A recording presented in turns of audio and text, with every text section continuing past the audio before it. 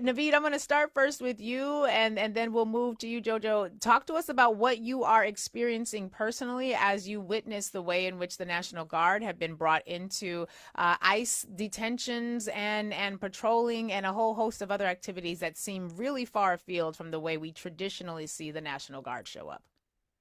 Yeah, absolutely. And again, thanks so much for having us. I really appreciate that you started this conversation out by talking about the historical context. That's something I think is really important and often gets lost in these discussions when we just get really narrowly focused on what's happening right now. This is not happening in a vacuum. This has happened before.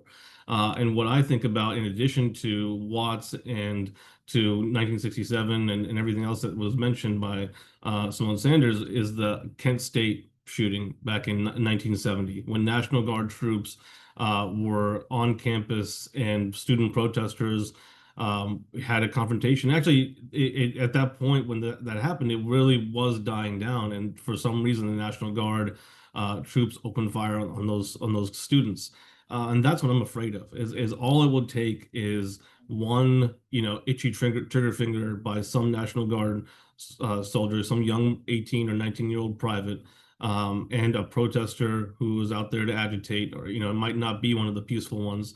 And all of a sudden we have, a real terrible situation on our hands. And all this is doing, all the Trump administration is doing is creating the space for that to happen. Everyone from the governor of California to the mayor of Los Angeles, even the LAPD police chief is saying we don't need military support. Like when you're hearing that from the LAPD, things are going wrong. That's the part that got me. I was like, wait, they're the ones that said they didn't need anybody, and yet here comes the cavalry. Jojo, if you could talk to us a little bit, because what we've seen is that there is so much discomfort about the idea of military personnel being used as policing operatives, and we saw that here in New York City when they began using the National Guard to help police the subways. Even though our understanding was that the National Guard can't actually engage in arrests, it was more of a psychological deterrent of sorts, I guess, if you will. But there was a lot of discomfort among New Yorkers about seeing National Guards members used in this way. And I'm wondering if you can talk to us about what it has been like for you all within the community of veterans, the military family, to see not just the National Guard, but now the Marines being deployed to American cities. And we got some initial reports that the first person the Marines detained, and there's some debate about whether or not he was arrested, but if you're not free to go, that's typically what we mean when we say arrest.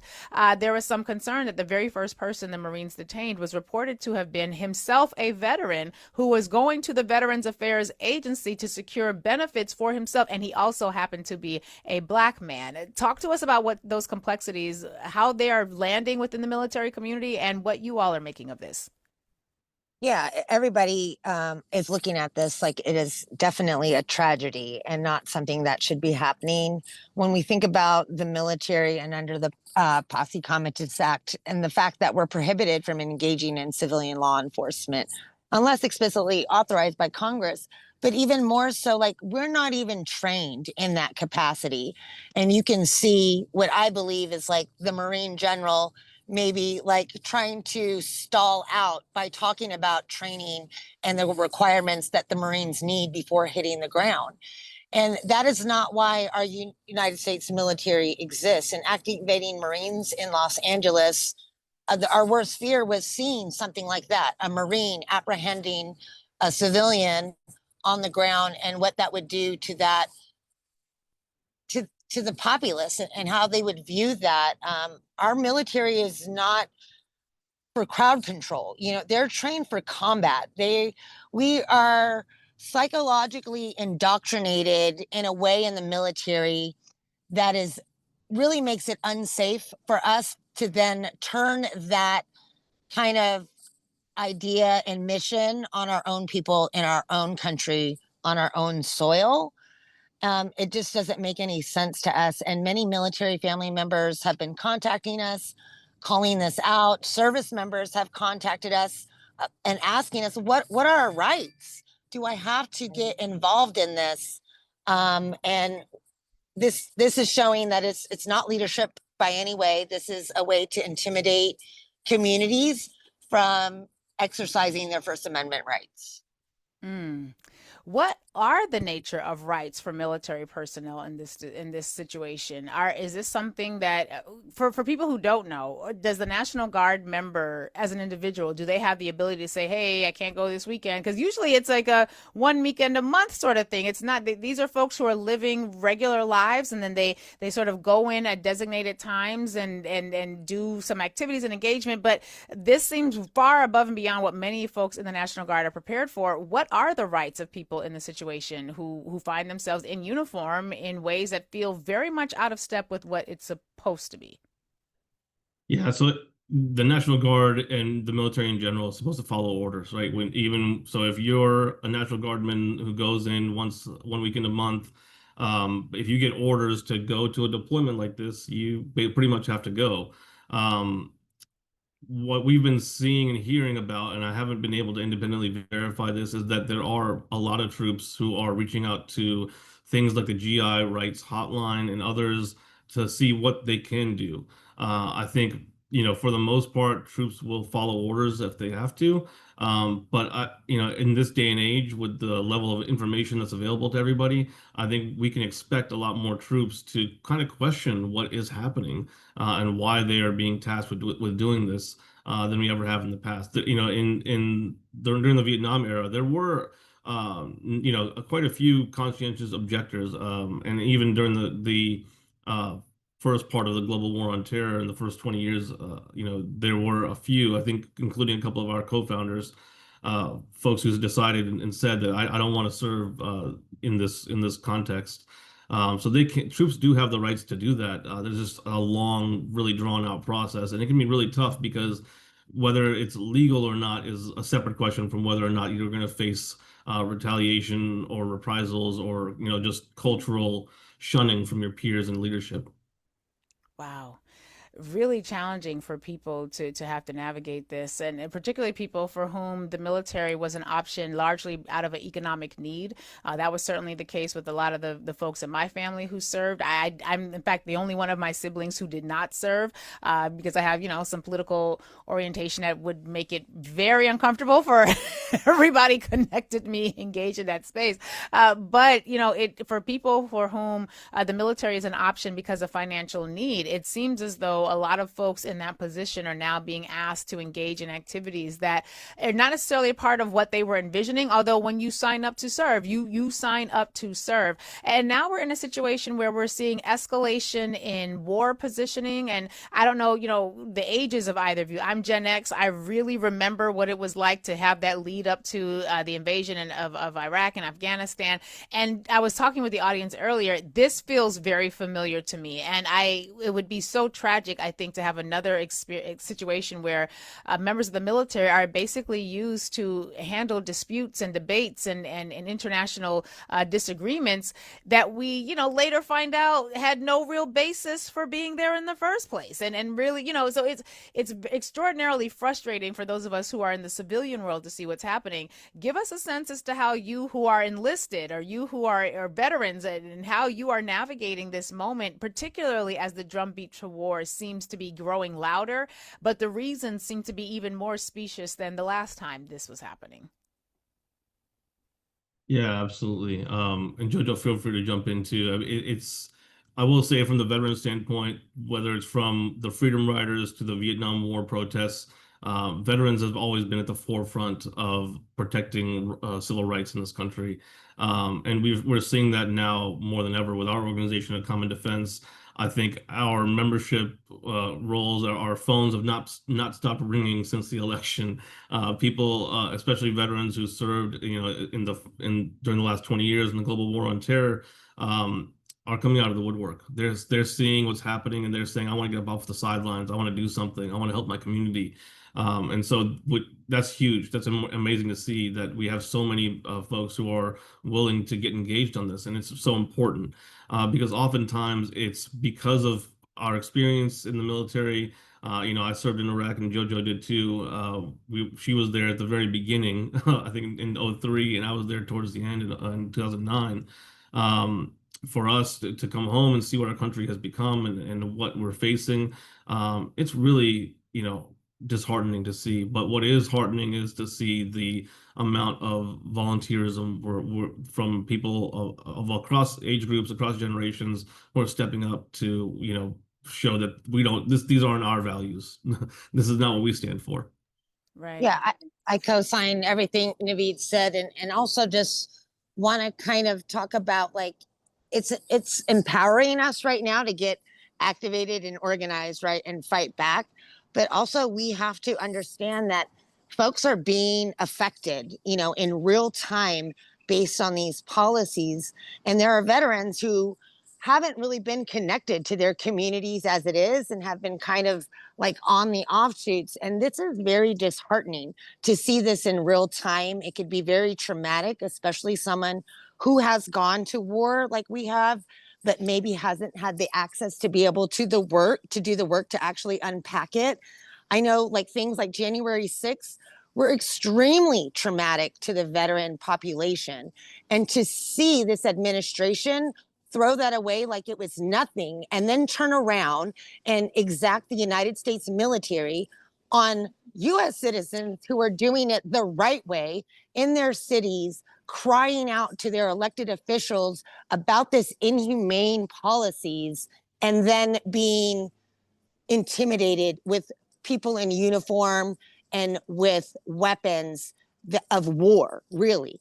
And it's quite saddening for all of us.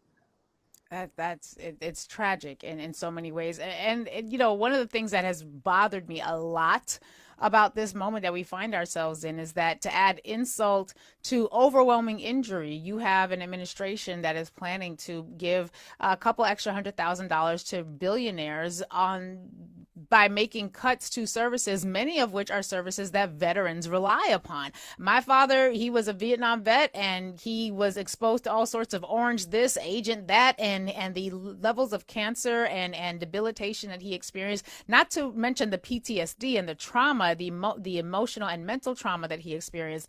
Had a really tough time getting able to access the services that he was entitled to with the VA. And now it looks as though they're attempting to cut tens of thousands of staffers at the VA.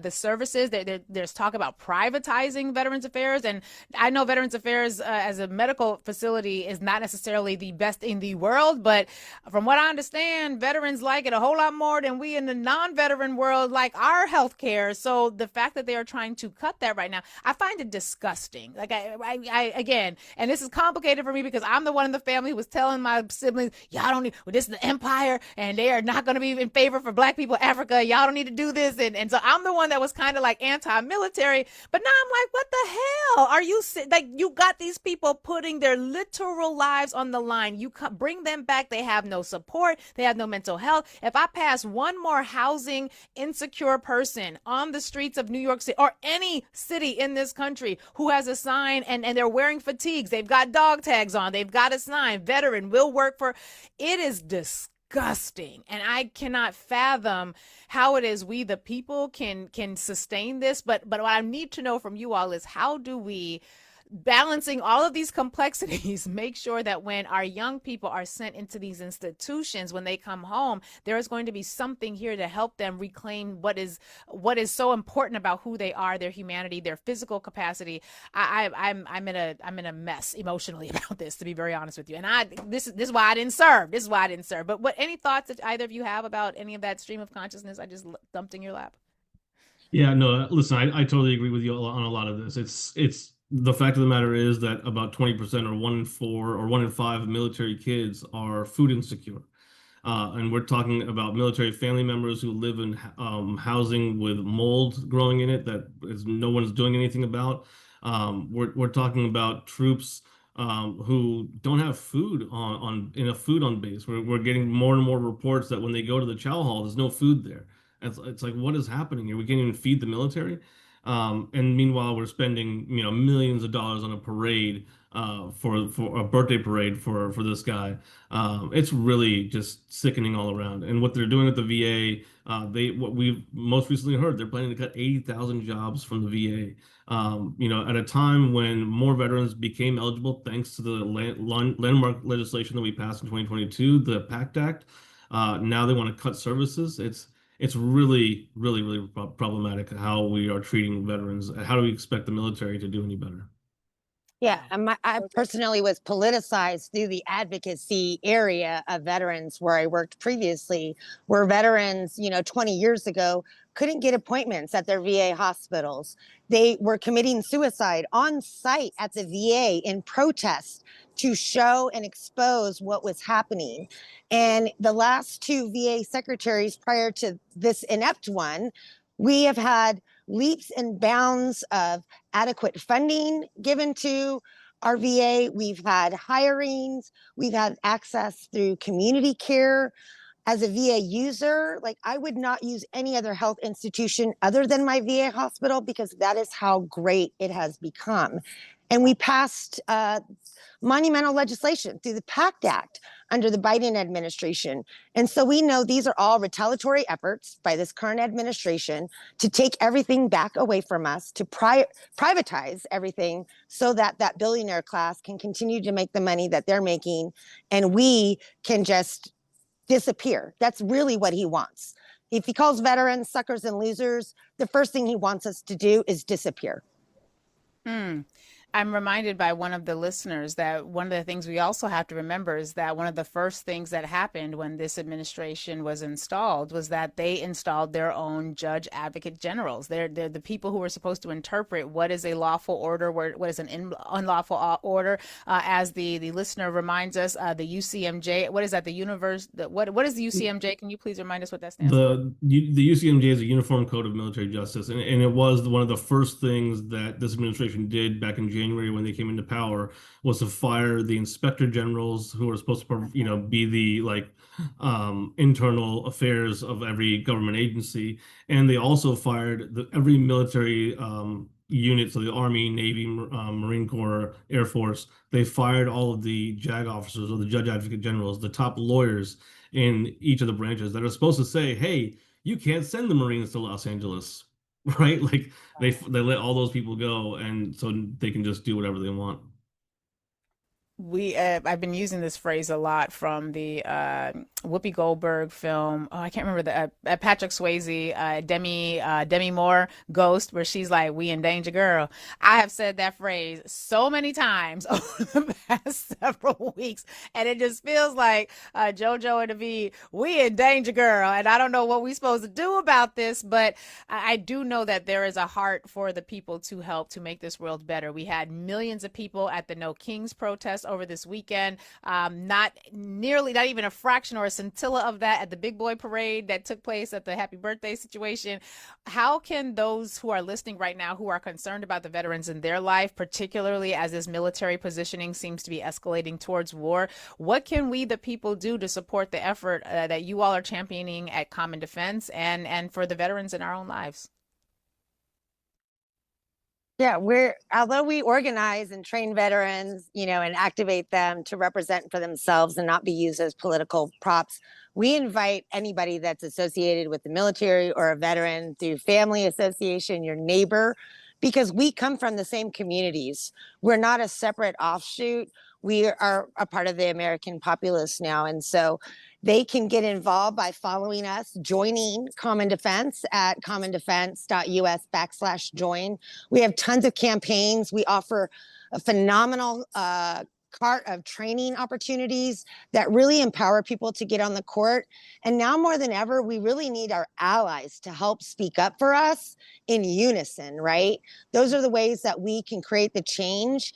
And after Saturday, just seeing the type of people that showed up and showed out, those are the people that need to now turn that around and just antagonize the hell out of their representatives all the way down to their local level, all the way up to their senators, and just really demand accountability, demand that they pay attention to what's happening in this administration, and demand that they protect them.